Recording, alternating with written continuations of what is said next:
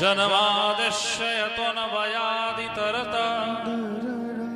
चार्थेषु भिज्ञः स्वरा तेने ब्रह्महृदायवादि कवये मुह्यन्ते सूरयः तेजो वारिमृदां यथा विनमयो यत्र त्रिसर्गो मृषा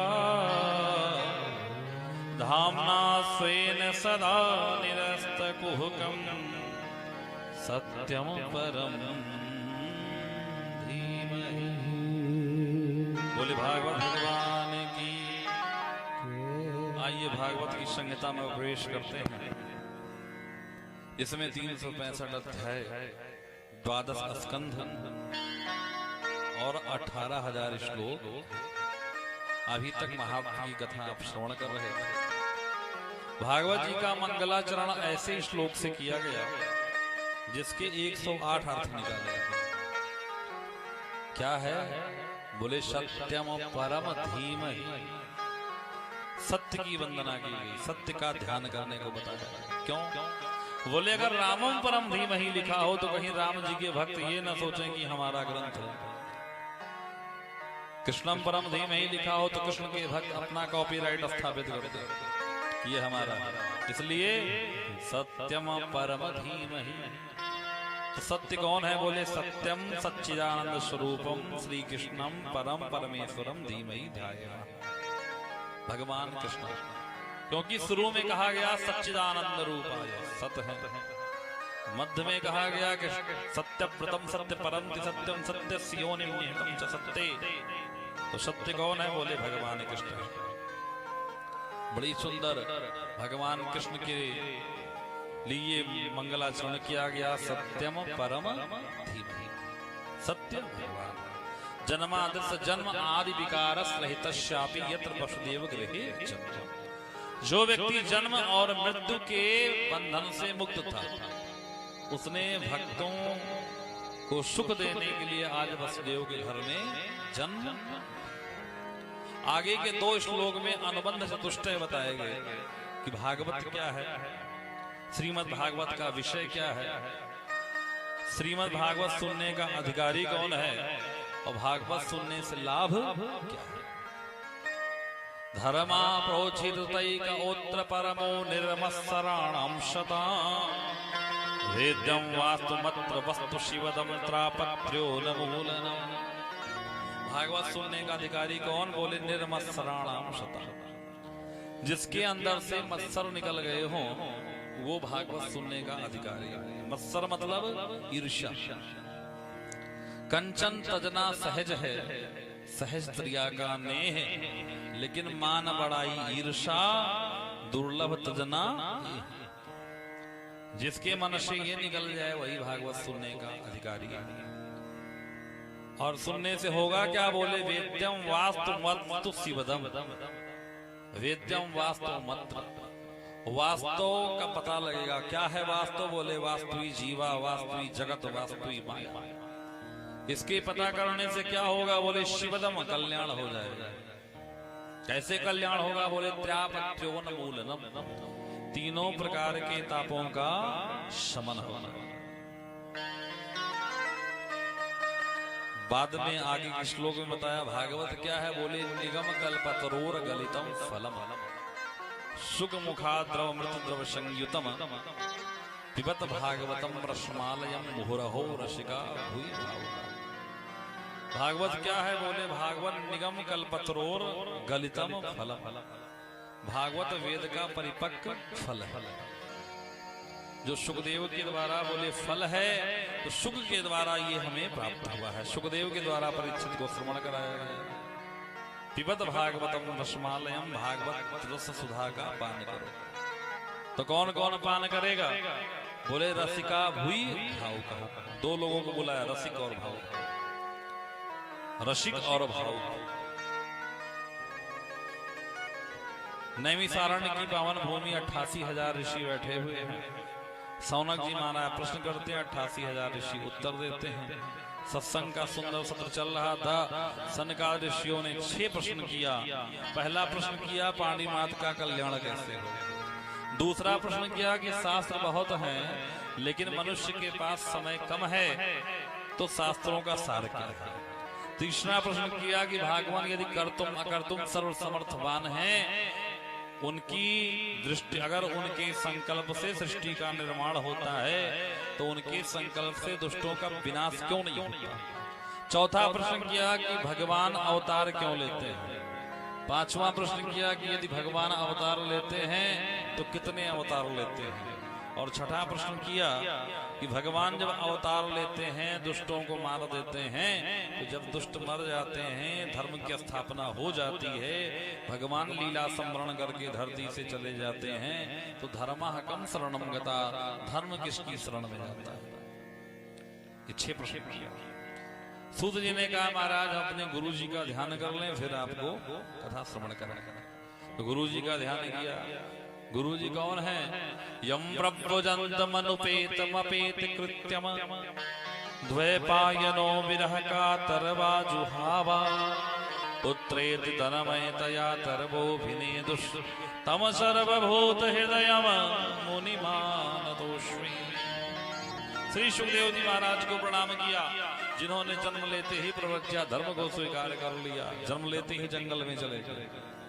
पिताजी विरह का तर होकर के हा पुत्र करके विलाप कर रहे हैं, चिल्ला रहे हैं। पित्रेत तन्मयतया तरवो विनेदु, लेकिन ये किसी की नहीं सुनते।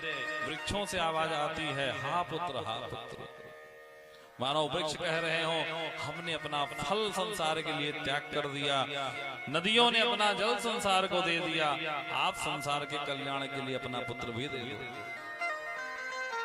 ऐसे श्री सुखदेव भगवान को प्रणाम किया है। सुखदेव भगवान को प्रणाम करके नर नारायण की वंदना करके भागवत की कथा को आगे श्रवण कराते हैं। श्री सूत जी कहते हैं मुनिया साधु पृष्ठोयम भवद्भिर लोक मंगलम। आपने जो प्रश्न किया है ये लोक मंगल के लिए किया है। सभी पुंसाम परो धर्मो यदो भक्ति दुक्षजा। जितने भी लोग हैं जीव मात्र का कर्तव्य है कि भगवान के चरणों में प्रीति होनी चाहिए जीव का। लेकिन प्रीति कैसी होनी चाहिए। भगवान आपत्ति विपत्ति में ही याद आवे ऐसा नहीं होना चाहिए।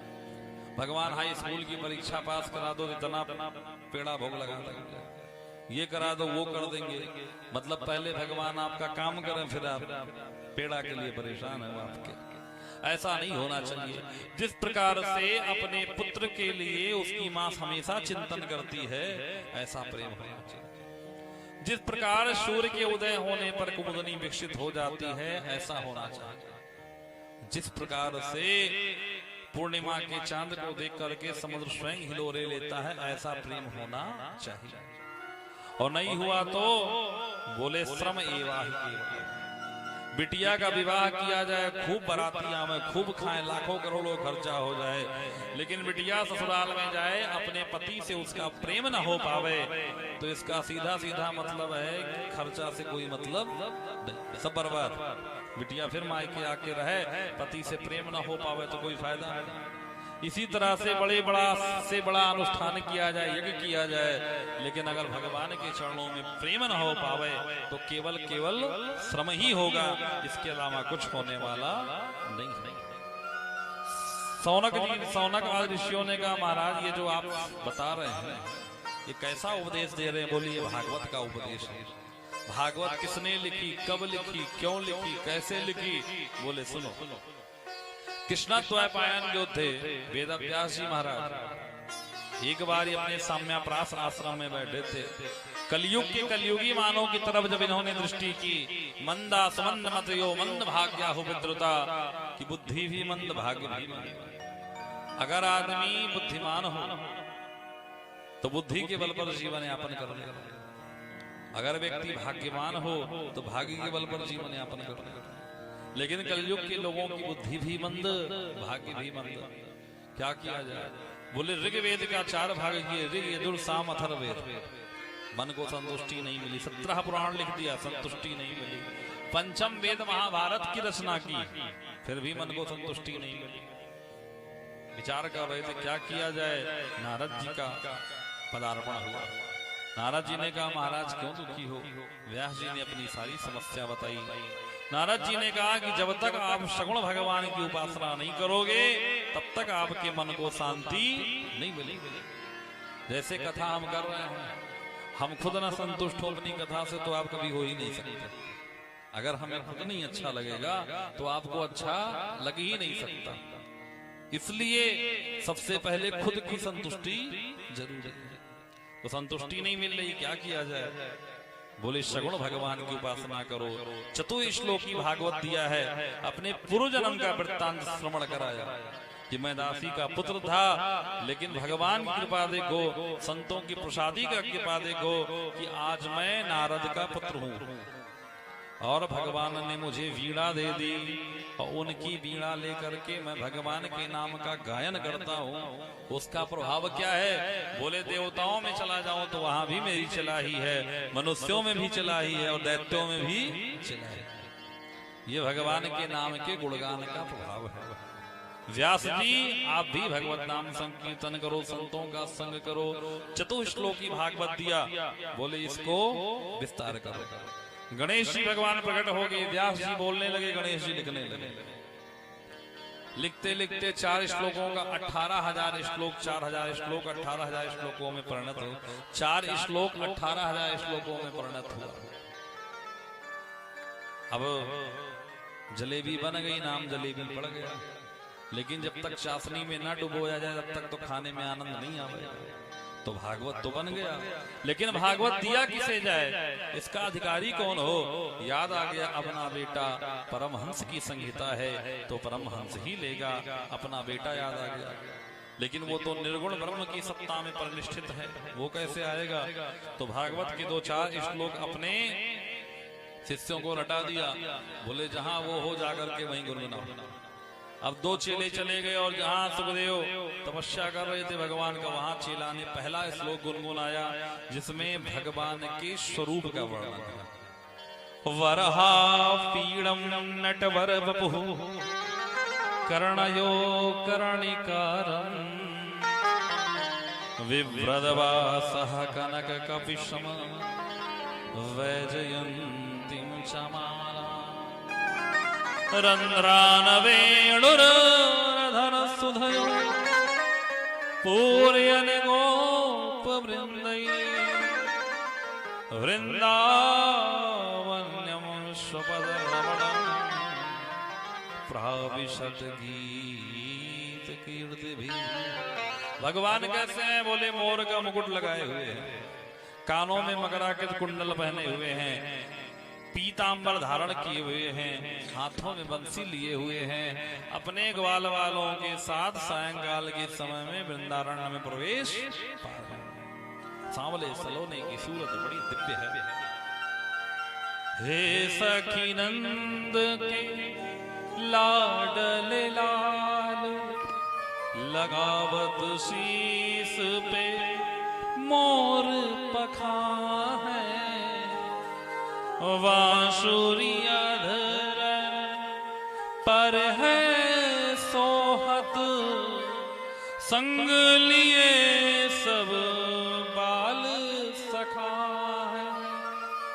ऐसे सलोने की सावरी सूरत को जिसने एक बार लखा है।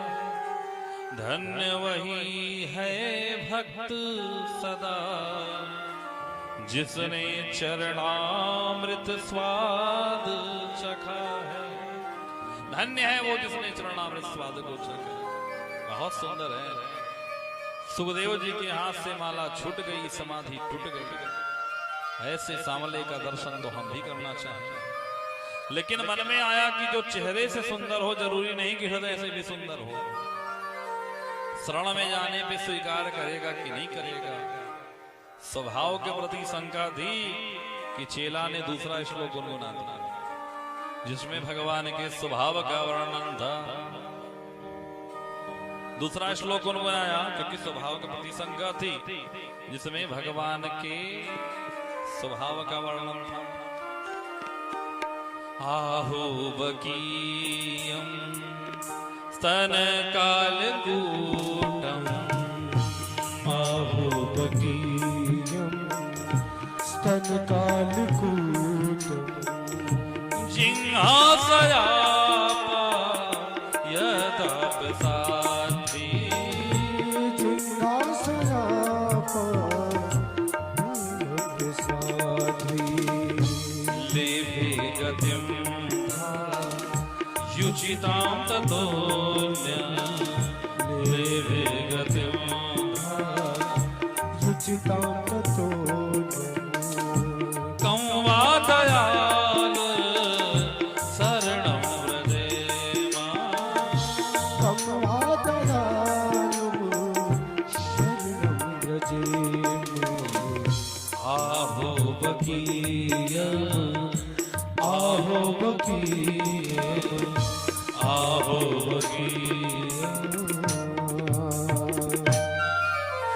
श्री सुखदेव जी कहते हैं आहुबकीयं, बकासुर की बहन बकी पुतना जो भगवान को मारने की इच्छा से गई, हाथ आस्तन में अपने जहर लगा ली, भगवान को पिला, लेकिन भगवान ने कहा रही सही जैसी भी, लेकिन काम तो मैया वाली की।